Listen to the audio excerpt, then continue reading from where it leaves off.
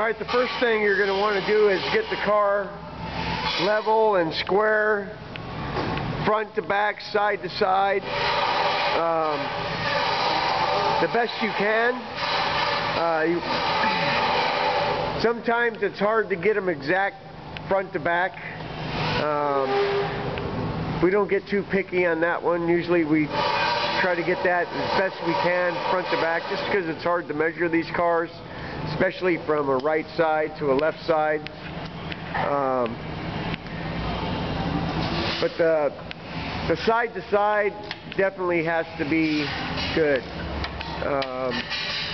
So when you level the car, definitely you wouldn't want to level it with the car being on jack stands under the rear end being, so basically it's the body's, or it's being held by the suspension. You definitely want the jack stands underneath the frame. We'll usually put a set of jack stands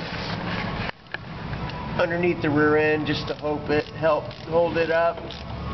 You know, and then we shim and do whatever we got to do to get the car level. Once we're satisfied with the car being level, then we go ahead and clean the frame right there. Because we don't have dirt on the floor, because we're going to have to be marking the floor with plumb bob marks like axle center line, probably the location of the bumper, where the bumper bolts are, that sort of thing, and we'll plumb bob everything to the floor, and we'll take measurements of height, so that way when we put the stub on, we get it exactly where this old one was. I think this sway bar is going to be in the way of measuring this hole right here, so Juan's going to remove the sway bar. It kind of sucks.